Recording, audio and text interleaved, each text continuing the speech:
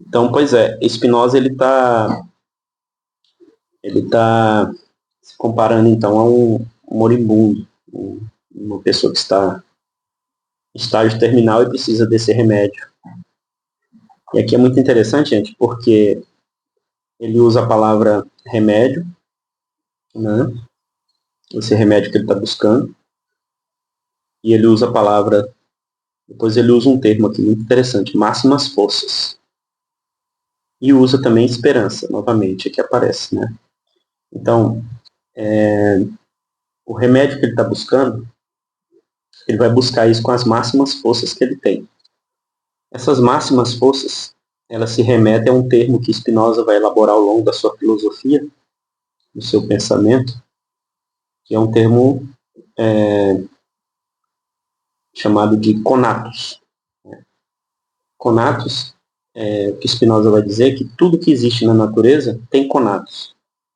Até uma pedra tem conatos. Né? As coisas da natureza, elas são dispostas a um jogo de forças, né? A um jogo de relações. Então, tudo tem conatos. O que é o conatos?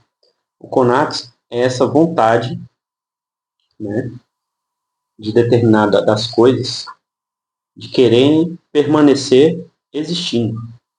Tudo tende para isso. Tudo quer continuar existindo. Tudo quer permanecer existindo. Por isso tudo tem conatos. Né?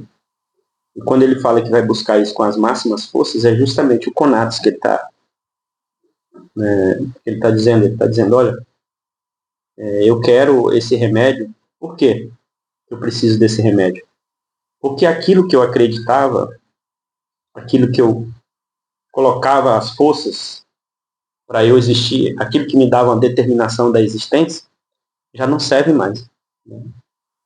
Então agora eu preciso colocar as minhas forças, eu preciso determinar a minha força existencial, a minha potência de existir em cima de uma outra determinação. Por isso ele fala, eu vou lutar com todas as minhas forças para eu permanecer existindo. Né? No fundo ele está dizendo isso. Ele está falando, eu quero, por quê? Aí ele termina dizendo assim, ó, porque esse remédio é a única esperança que eu tenho. Né? Então, nesse remédio se situa toda a esperança. Né? A esperança é um afeto. E interessante, eu vou falar brevemente para vocês como que funciona a lógica dos afetos em Spinoza, e para que vocês entendam. O afeto, os afetos eles são baseados, todos os afetos, eles têm fundamentação em três afetos principais. Né? Ou seja, existe um tripé, uma base que fundamenta todo tipo de afeto. E Spinoza diz, a alegria, a tristeza e o desejo. São esses três afetos que são a base para todos os outros afetos. Todo afeto, ele tem uma base alegre, ou tem uma base triste, ou tem uma base desejosa, vamos dizer assim, né? Ligada ao desejo. Então, o Spinoza ele vai modelar toda a sua lógica dos afetos, ou lógica afetiva humana, baseada nesses três afetos. E a esperança é um afeto. O que é a esperança? A esperança é quando a gente imagina, olha só a palavra de novo, lembra do primeiro vídeo que eu falei a palavra imaginar? Isso. Imaginar é diferente de razão. Então, a imaginação ela está ligada aos afetos, ela está ligada à sensação, né?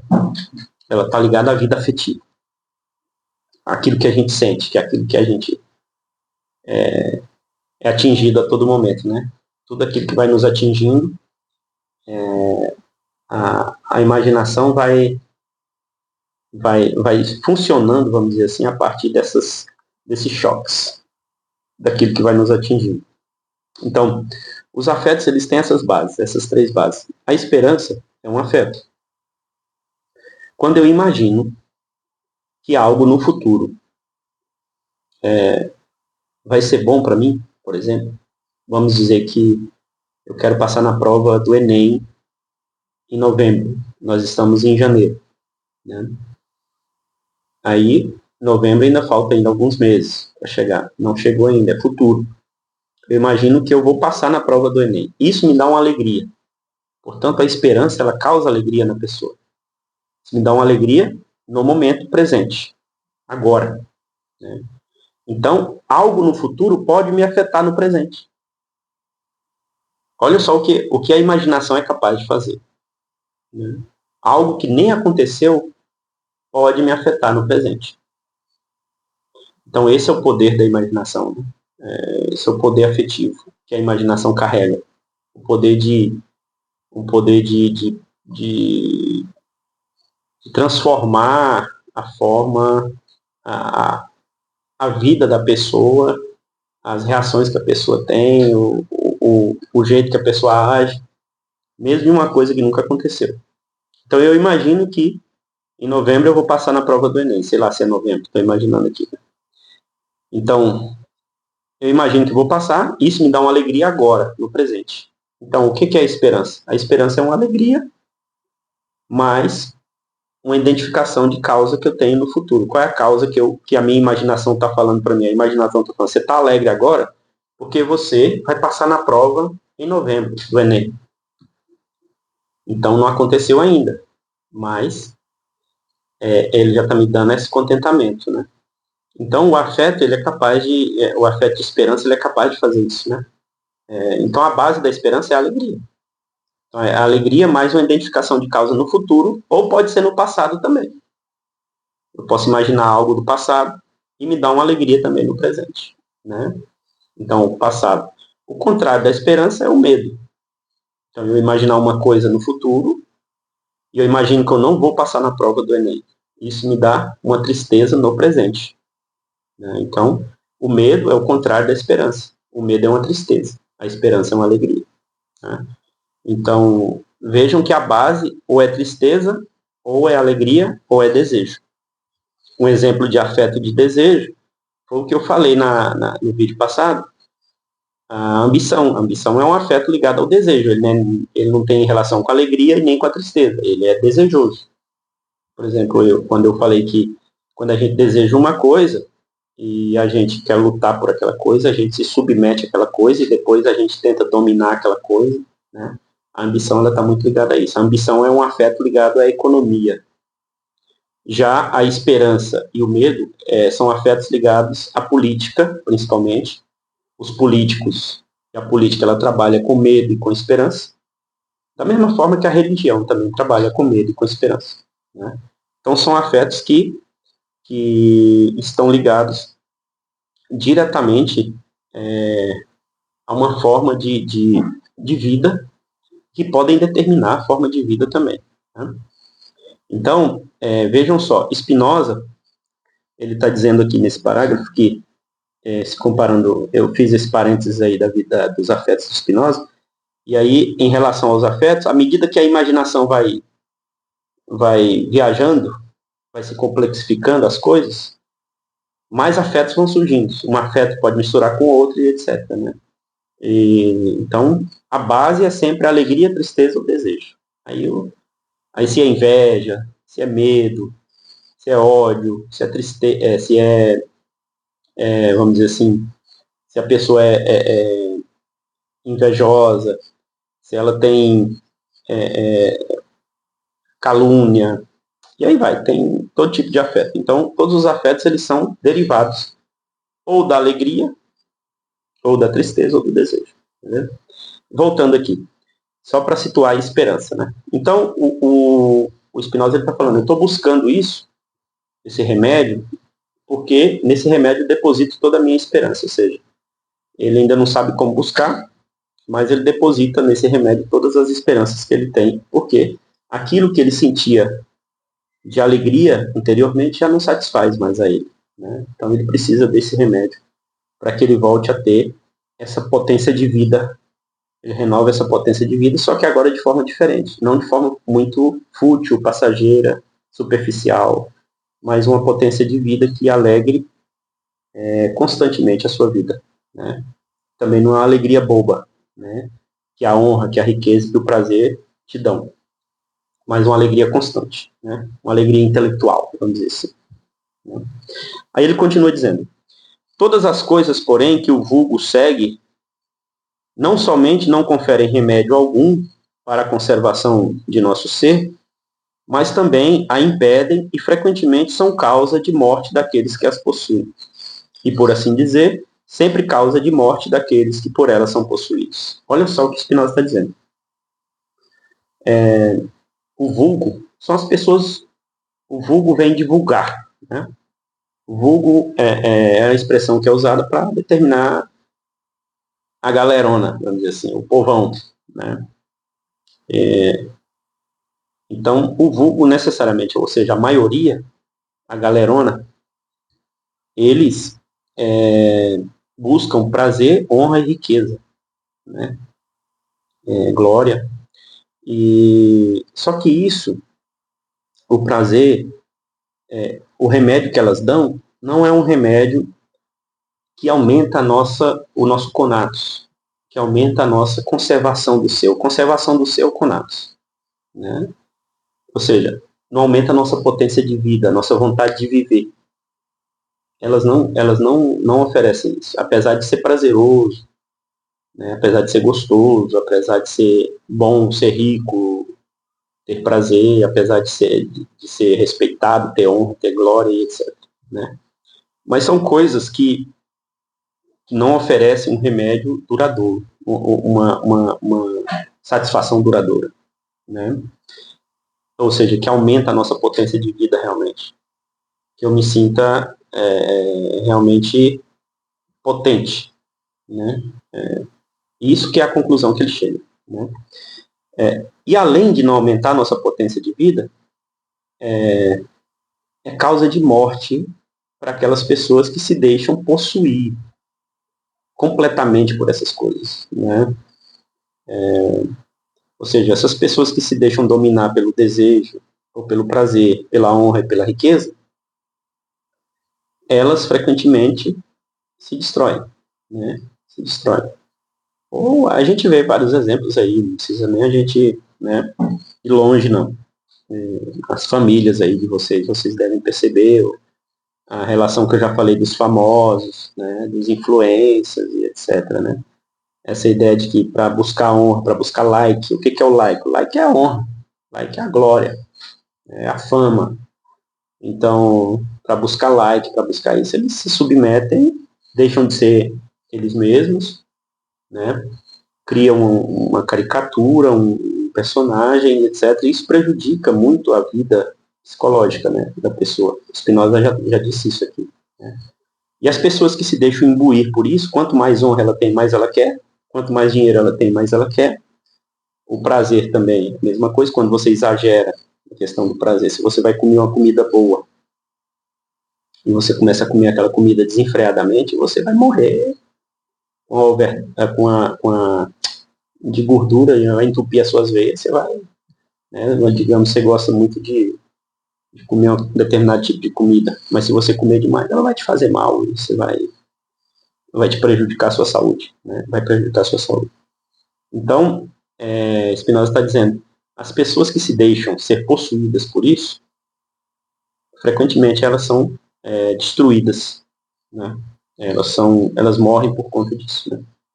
No parágrafo 8, ele está dizendo assim, ó, existem, com efeito, muitos exemplos dos que sofreram perseguição até a morte por causa de suas riquezas. Aqui ele está falando que eu já disse para vocês.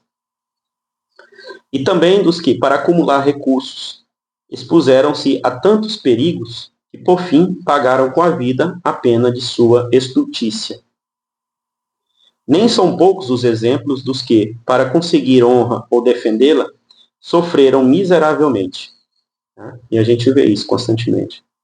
Existem, por fim, inúmeros exemplos dos que, por desmedido prazer, aceleraram para si mesmos a morte. Ou seja, prazer desenfreado, morre ligeiro.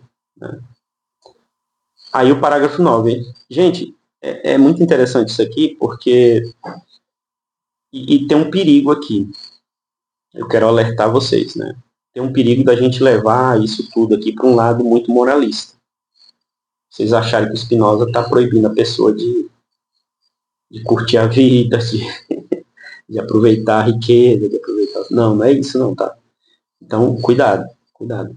Não levem para esse lado. Né? Vocês vão entender que à medida que eu for caminhando, à medida que ele for caminhando, ele também vai se esclarecendo. Parágrafo 9.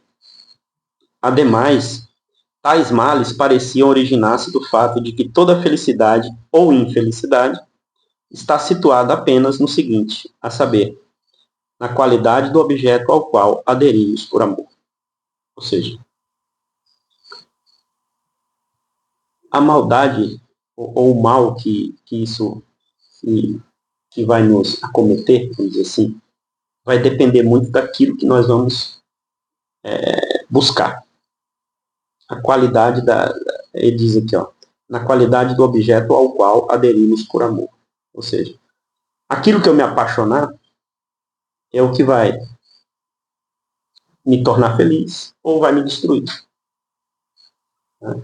Isso é óbvio. E ele diz com todas as letras, né? Vai depender muito daquilo que você vai se apegar, né? Vai se apaixonar. Se você se apaixonar pela riqueza, pelo prazer, pela honra, pela glória, possivelmente você vai ser destruído. Você vai se tornar uma pessoa infeliz. Porque você vai tratar aquilo como fim em si mesmo. Você não vai tratar aquilo como um meio para você dar uns passos. Mas você vai dizer, não, aqui tá bom, chegou nesse nível aqui, tá beleza, tá bacana e tal. Né? Mas você não vai ser feliz. Aí ele está dizendo, vai depender muito daquilo, a sua felicidade ou infelicidade vai depender daquilo que você, ou daquele objeto que você adere por amor, né? Daquilo que você se apaixona, assim. Pois, por aquilo que não é amado, nunca se originarão litígios, nem haverá tristeza alguma caso isso pereça, nem nenhuma inveja caso seja possuído por outro, nenhum temor, nenhum ódio, e numa palavra, nenhuma comoção de ânimo. Tudo que seguramente acontece no amor daquelas coisas que podem perecer, como são todas aquelas de que falamos há pouco. Ou seja, se você não tem amor por uma coisa, aquela coisa é indiferente. Você não vai sentir inveja, você não vai sentir tristeza. Se você perder aquela coisa, você não está nem aí. Então, são as relações afetivas, né? Então, Spinoza está dizendo isso. No parágrafo 10, ele está dizendo o seguinte, olha, mas o amor para com uma coisa eterna e infinita alimenta o ânimo só de alegria. Aqui ele diz, olha, tem algo que você pode amar que é diferente da honra, da riqueza e do prazer. É uma coisa eterna e infinita. E essa coisa, ela alimenta o seu ânimo, vamos dizer, a sua alma, só de alegria, né? A qual é isenta de toda tristeza, o que muito é de se desejar, que se há de buscar com todas as forças. Ou seja, é isso que nós precisamos buscar, com todas as nossas forças, com todo o nosso conato. Né? Mais uma vez aqui, gente, cautela, cuidado, porque como nós somos formados numa cultura judaico-cristã, nós já podemos atribuir isso a um Deus, a algo transcendente, a algo fora da existência, da vida nossa, como nós costumamos fazer. Né? Nossa imaginação ela é muito criativa. Né? Mas Spinoza, vocês vão ver que ele não está querendo dizer isso. Né? Esse algo eterno e infinito, ele está ligado à existência concreta. Né? A vida singular, a existência concreta da pessoa.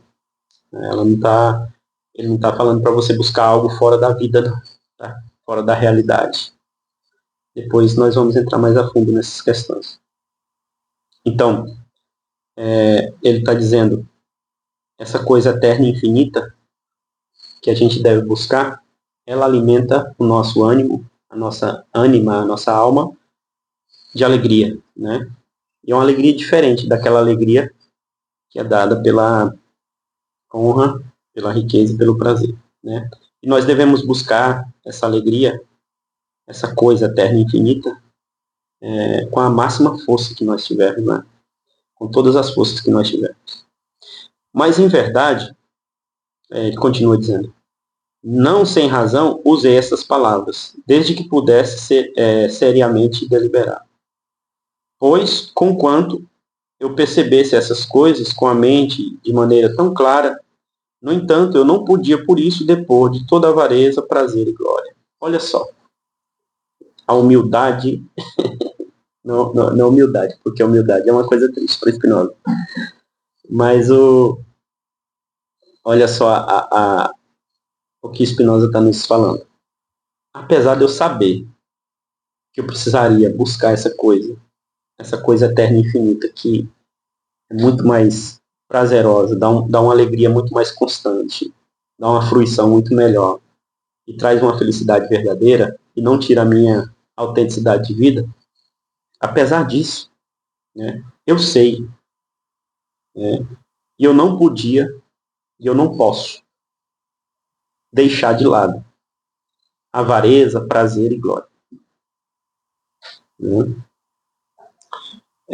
Eu não posso deixar de lado os afetos. Aqui ele rompe também, vocês percebam que ele está rompendo com a tradição, porque o que um sábio tradicional faria, ou diria para você?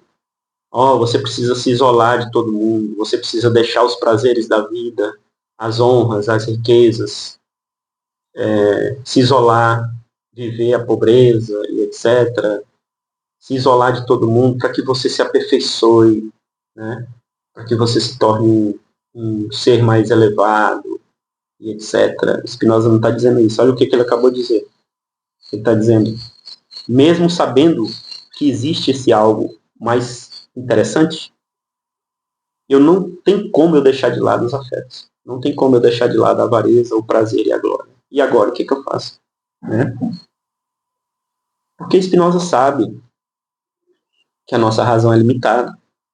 E que, ao mesmo tempo, não tem como a gente controlar os afetos pela razão, como a tradição pregou para todos nós. Né? Que as pessoas achavam que, para você ser perfeito, você precisaria controlar os seus afetos usando a razão. Por muito tempo, muitas pessoas até hoje ainda seguem essas ideias. Né? Acha que é possível você controlar a sua sexualidade, seus afetos, os seus sentimentos. É possível controlar um vício, controlar uma paixão, racionalmente falando. É impossível. É impossível. Spinoza sabe disso. Né? E ele não está negando isso. Pelo contrário, ele está falando, mesmo sabendo que eu posso alcançar um outro instituto de vida, eu também sei que eu não posso deixar de lado e eu não posso negar os afetos que eu tenho, que eu carrego. Né? Aí, no parágrafo 11, que é a virada. Agora ele vai assumir de verdade. E ele vai se tornar o Spinoza de verdade, não um asceta ou um sábio religioso e etc. Uma pessoa que quer se isolar das outras, que quer se achar perfeita, melhor do que as outras e etc.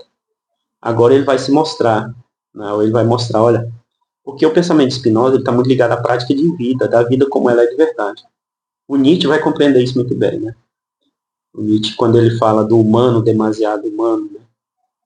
Quando ele fala da vontade de potência, que é o conatus aqui de Spinoza, quando ele diz que nós temos que assumir a nossa humanidade, né? Por completo. É isso que o Spinoza está pretendendo aqui. Né? Você não é perfeito porque você é um anjo, você não comete pecados, porque você controla os seus afetos racionalmente, o platônico, o neoplatônico, o estoico e etc. Aqui, muitos confundem Spinoza até com estoico. Né? Aqui ele está negando tudo isso. Né? Ele está falando, não tem como. A gente precisa assumir a nossa humanidade. A gente precisa assumir a nossa vida afetiva por completo. Os nossos pecados, vamos dizer assim. Né? Uma linguagem mais cristã. E aí ele diz no parágrafo 11 agora, para a gente terminar. Unicamente, isto eu via, que enquanto a mente voltava-se para perto desses pensamentos, ao mesmo tempo afastava-se daquelas coisas e seriamente pensava no novo instituto. Ou seja, quanto mais eu pensava em buscar esse novo instituto de vida, né, a minha mente ia se afastando daquela ideia de que riqueza, honra e prazer são o fim único da minha vida. O que foi para mim de grande consolo, pois via que aqueles males não eram de tal condição que não aceitassem ceder a remédios, ou seja, eles podem ser remediados. Eles podem ser remediados. Eles não podem ser anulados, mas eles podem ser remediados. Né? Não dá para a gente negar os afetos, não dá, realmente não dá. Mas a gente pode remediá-los. E, conquanto, no início, esses intervalos fossem raros e durassem por um espaço de tempo extremamente exíguo, no entanto, depois que o verdadeiro bem mais e mais se me dava a conhecer, esses intervalos foram mais frequentes e mais longos. Ou seja, à medida que ele foi progredindo, aquela necessidade que ele tinha do prazer, da honra afetiva, né, e das riquezas, ela foi criando os intervalos maiores de necessidade. Né? Principalmente depois que vi que a aquisição de dinheiro ou o prazer e a glória são obstáculos apenas enquanto são buscados por si mesmos, e não como meios para outras coisas. Olha só. Aqui ele assume a riqueza, o prazer, as honras, a glória, a fama, só são obstáculos quando são buscados por si mesmos. Aqui é o X da questão. Né? Não é que eles são pecados. Eles não são pecados, tá, gente? Não são erros. Não é um erro da natureza. Não é um erro você sentir prazer. Não é um erro você ter dinheiro. Não é um erro você buscar a glória, a fama, etc. Mas essas coisas se tornam obstáculos. Ou seja, elas dificultam a sua compreensão da realidade, porque elas te deixam numa espécie de letargia, né, de você ficar anestesiado. E você deixa de compreender a realidade como ela é de verdade. Você deixa o humano desaparecer de verdade, a existência desaparecer de verdade. Então, elas só são obstáculos quando são usadas como são buscadas por si mesmas. Né? Mas quando elas são buscadas não por si mesmas, mas como meios para se chegar, ou para ajudar a colaborar na busca desse novo instituto de vida, elas são legais. Né? Elas são legais.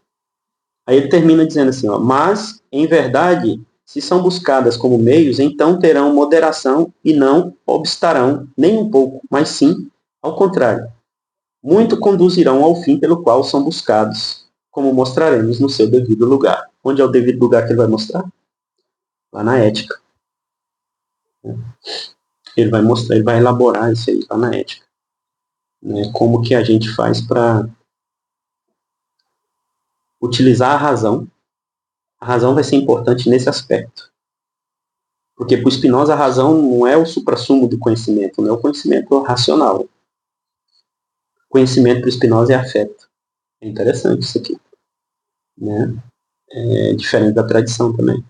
Conhecer está ligado à vida afetiva, ao sentimento, ao sentir. Né?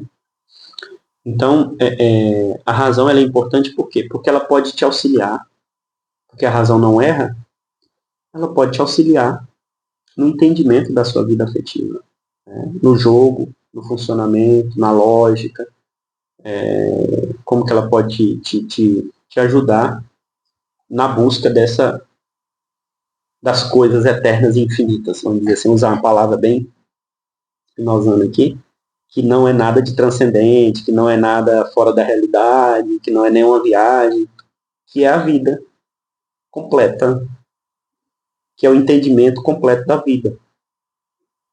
Né? É deixar de você ver só um aspecto da vida para ver a vida no todo, né? No seu completo. Como a natureza, o funcionamento, o todo. Né?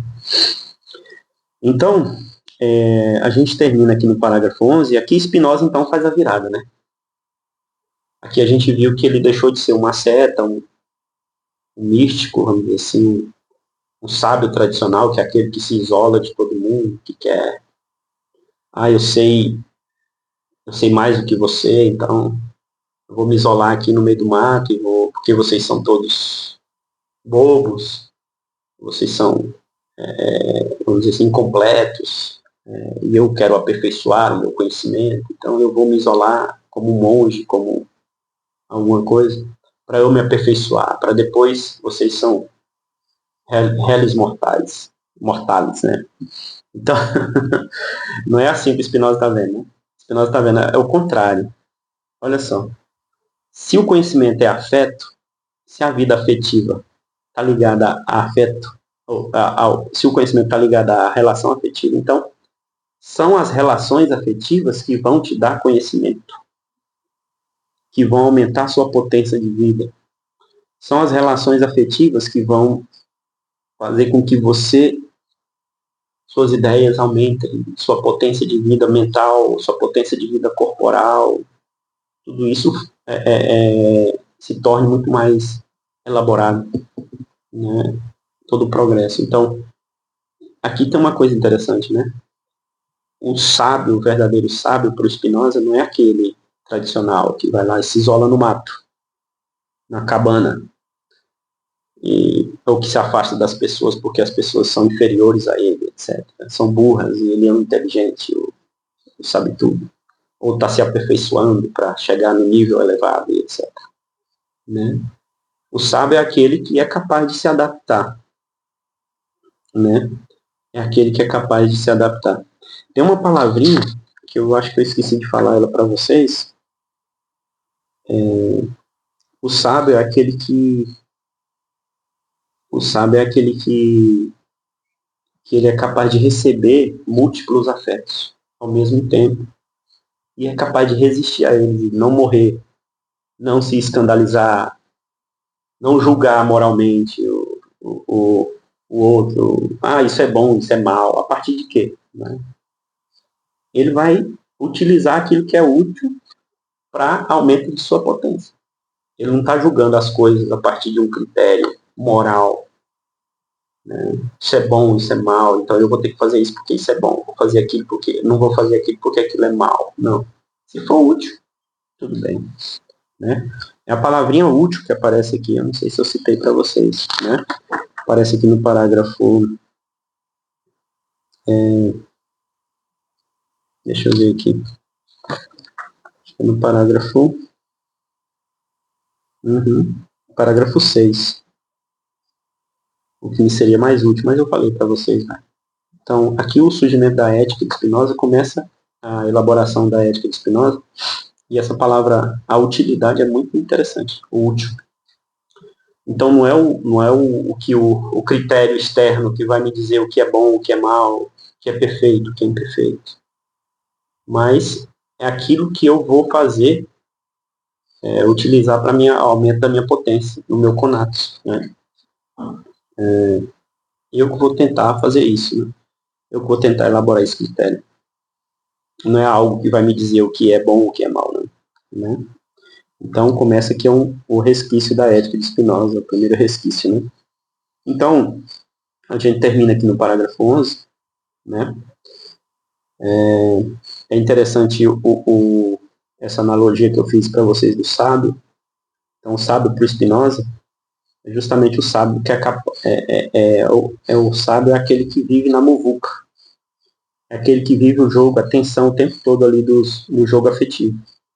E ele é capaz de entender aquilo e de lidar com aquilo, de sofrer, de sentir alegria, tristeza, ao mesmo tempo, desejo, mas ele entender aquele jogo e saber lidar com aquilo, né? E aprender com aquilo, e utilizar o que for necessário para que ele aumente a sua potência de vida. Né? O Nietzsche também entendeu muito bem isso aqui. Né? Quando Nietzsche escreve o Zaratustra, né? Vocês lembram que ele está lá no meio do mato, isolado. Ele é o sábio aos moldes antigos, né? Aos moldes tradicionais. Aquele que vai se isolar do mundo para não quero contato com ninguém, né? Estou lá no meio do mato. Passa um pouco, o Zaratustra desce para a praça, para o meio da cidade, ou seja, para a muvuca. por afeto, por contato. É ali que ele vai aprender, né? É ali que ele vai se tornar sábio de verdade. É interessante, é Spinoza, né? É ali que ele vai sentir o que é realmente a vida, né? A vida de verdade, e não a vida imaginativa que ele imaginava, fantasiava, o homem perfeito, a vida perfeita, não tem nada de fantasia, né? É a vida como ela é na prática. Então é isso. Aqui começa um pouco do resquício da ética de Spinoza, tá bom? Aí depois nós vamos começar, só fica com essa ideia de que agora o Spinoza deu uma virada, né?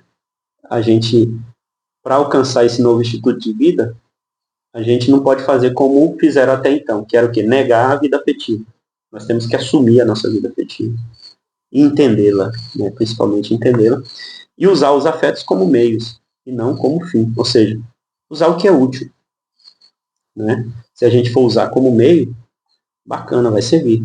Mas se a gente for usar como fim em si mesmo, ou como fim neles mesmos, aí a gente se ferra, né?